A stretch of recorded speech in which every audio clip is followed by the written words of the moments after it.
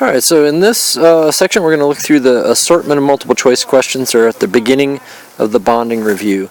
I should also point out to you, if you hear stuff in the background, it's because I'm at my daughter's soccer practice and there are dogs barking in the neighborhood, so that's probably what you're hearing. Anyway, so this first question they want to know, based on the data in this table up here, which of the following substance has the weakest intermolecular forces. And you remember that we might be able to go through each one of the answer choices and look and say, well, these two have hydrogen bonding, and so that might impact it. But we can actually get most of the answer just simply from the data. Let's look at what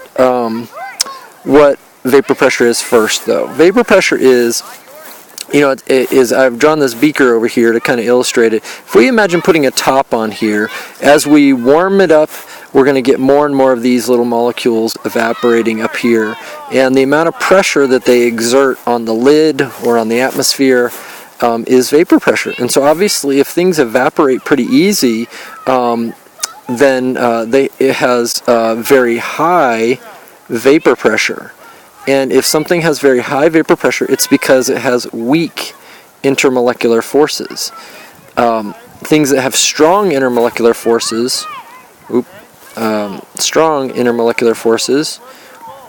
mean that they stick together really well, and so it's not going to evaporate, and you're going to have very low vapor pressure. So that's the relationship that we need to look for here. Now if we go back up and look at our choices, so they want us to find one that has weak intermolecular forces. So we're looking for something that has very, very high vapor pressure. And the one that had the highest was, it looks like this 92 there. So CH3OH liquid. So C is going to be our answer here. So number 3, they say, based on the data in this table up here, predict the relative strength of the attraction of zinc, calcium, and barium ions to water molecules in the solution, from strongest to weakest. So the first thing we need to recognize is what kind of interaction is going on here. And the interaction is definitely an ion dipole. We have, let's look at zinc up here. We have a zinc ion, and it's probably going to be attracted to the oxygen end of water, because you remember that oxygen is partially positive at this end and partially negative at the oxygen end.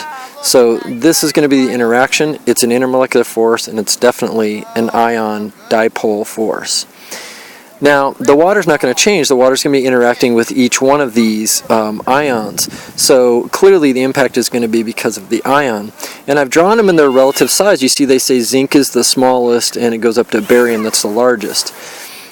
Now, it's an ion dipole interaction, and so the size of the ion is going to make the difference. They're all +2 charges, so that's not going to do it. I mean, if we had one of them that was +1 charge, it would have a weaker interaction than the other ones. So you remember the factors that are going to come into play here all can be seen in Coulomb's law. The charges of the water, so let's say that one isn't going to change, the charge of the ion isn't going to change, it all is going to come down to the radius. And you remember that the smaller the radius from the center to the outside, the smaller this number is, the greater the force of attraction is going to be. So zinc is definitely going to have the strongest attraction towards water, and then as we go down our little list, barium's going to have the weakest, because it has a much bigger radius. So I think A is going to be our correct answer here. Zinc should have a stronger attraction than calcium and should have a stronger attraction than barium, because the smaller ions have stronger Coulombic attraction, and we can see that in Coulomb's law. Now, of course, it's always a good idea to look through the misleading answers and see if any of the others make any sense. And you notice that this one also has the correct order because the smaller ions are more electronegative. Remember, electronegativity has more to do with covalent bonding, because you're sharing electrons in a bond. So that can't be an answer here because we're not doing covalent bonding. This one doesn't even have the correct order, but it certainly couldn't have to do with polarizability too much, because that's London dispersion forces where that factor matters. And the last one, same reason. Electronegativity has to do more with covalent bonding. Alright, number 23. The Lewis electron dot structures for CO2 and SO2 are given above. The molecular geometry and polarity of the two substances are, well, let's look at our choices here. A, the same, Well, the polarity isn't the same right away. I think we can convince ourselves of that. And the reason is because this one, not having a lone pair, is definitely going to turn out to be linear, and the dipoles are going to pull in opposite directions, and so this is a non-polar molecule. Whereas this one, it may look linear, but you got to remember that there are actually 3 directions coming off of here. 1, 2, 3 directions. So it would be more appropriately drawn like trigonal planar. So more like that would be a more appropriate drawing of it. And the bond dipoles are not going to cancel there. So this is a polar molecule. So right away, A can't be the answer because they are not the same in terms of their polarity. They are not the same here either, and it doesn't really matter the reason because we know they don't have the same polarity. And then C, they're different because the lone pair of electrons on the S atom makes it the negative end of a dipole. Actually, that does not turn out to be true. Oxygen is more electronegative, so when you pull this direction, oxygen is the negative end of the dipole, and sulfur is going to be the positive end. So C doesn't turn out to be the answer. So D must be the answer. They're different because S has a greater number of electron domains, regions of electron density surrounding it. That is true. It has 3, whereas the carbon only has 2. Alright, number 25. The diagram above shows molecules of bromine and iodine drawn to the same scale.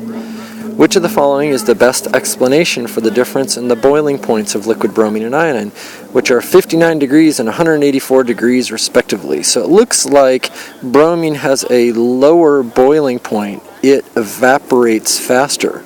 Well, if it evaporates faster, it must have weaker intermolecular forces. So that's an important thing. This has weaker IMFs. And we're talking about, of course, a bromine molecule being interested in another bromine molecule. So like 2 of these guys being attracted to each other. And it looks like because iodine has a higher boiling point, it has stronger intermolecular forces between 2 iodine molecules. So like this. So let's look at our answer choices. They want to know which of the following is the best explanation for those boiling points. You know that we're going to have a feeling that it's going to have to do with the type of intermolecular force, and being that Br2 is nonpolar, we think that what is going to be going on here is London dispersion forces in both cases. So let's look for an answer that might have that. A, solid iodine is a network covalent solid. Well, we're talking about boiling points, so solids don't really matter at all here. B, the covalent bonds in iodine molecules are weaker than the covalent bonds in bromine molecules. And that is the trap right there. We know whether or not something boils has nothing to do with the actual iodine bond, because when we're boiling, we are not breaking that. That would be doing a reaction. We're breaking this intermolecular force. So that's sort of the commonly, probably most commonly chosen wrong answer. And then C, iodine molecules have electron clouds that are more polarizable. Ooh, that means more fluffy and movable than those of bromine. And that is true. Iodine is bigger, they're more polarizable, and it does have to do with London dispersion forces. I think C is going to be the correct answer. Let's see about D. Bromine has greater electronegativity than iodine. You remember, electronegativity has to do with the bond again, and we're not breaking the bond, so that doesn't really have much to do with it. So D is not the correct answer. Alright, and then number 27 here, they have a very nice diagram at the top, and they're talking about the dissolution. That means the dissolving of an ionic solute. So maybe this stuff up here is sodium chloride. Let's just make some markings on here. Let's say that this is sodium chloride. That's an ionic solute, as in the thing that dissolves, and it's in a polar solvent, probably water. Could be anything, but it's probably water. Alright, it can be imagined as occurring in 3 steps as shown in the figure above. In step 1, that's up here, the separation between ions in the solute is greatly increased. So in other words, they're taking the solid sodium chloride and splitting it up. And you can see what's going to happen with these others. In step 2, we're taking the water and splitting it up, sort of creating spaces within the water for these solute molecules. And then in step 3, they dissolve together. Now you remember, this is exactly what we were talking about in class. This first step, you got to put energy in to break the lattice energy. So that's kind of an important thing, where this is a lattice, and it takes lattice energy to break it up. So it's definitely an endothermic process. It takes heat to break bonds. This we're going to be breaking not lattice energy, but we're going to be breaking hydrogen bonds. But nonetheless, this first step is going to be endothermic. And then when you dissolve them back together, that's where you get your heat back out. And you remember whether or not it dissolves will depend on how big this exothermic amount that it releases versus the endothermic.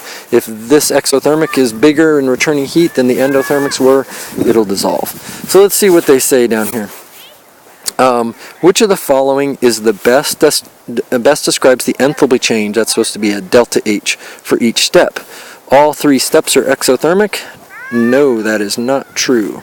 All 3 steps are endothermic. That is not true. Steps 1 and 2 are exothermic. No, they're endothermic. Step 1 and 2 are endothermic. Yes.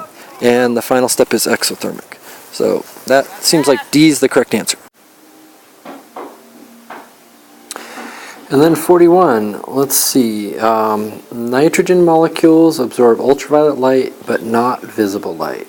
Iodine molecules absorb both visible and ultraviolet light. Which of the following statements explains this observation? So to understand this, we need to remember sort of the order of the types of light on the electromagnetic spectrum. Remember that visible is sort of in the middle, and visible is made up of the kinds of light in Roy G. Biv, where V is violet. So that means ultraviolet must be just on the high energy end. So this is high energy end. And of course over here, since we have red, infrared must be down here. And so we can kind of see that that's sort of the order of things. And what they're saying is nitrogen absorbs ultraviolet light but not visible. So nitrogen only absorbs this type of light. And iodine absorbs both of these 2 types of light. So let's look at what the choices are here. Now this is one of these questions where choosing the best answer is going to be important. There may be true answers in here that aren't necessarily the best. Let's get rid of definitely the worst. I'd say D is probably definitely the worst. The molecular mass of iodine is greater than the molecular mass of nitrogen. I don't think molecular mass has a whole bunch to do with electronic transitions or vibration of molecules, so I think right up front we're just going to get rid of D. It's not a choice. And then let's see, let's go back up to the top. More energy is required to make nitrogen molecules vibrate than is required to make iodine molecules vibrate.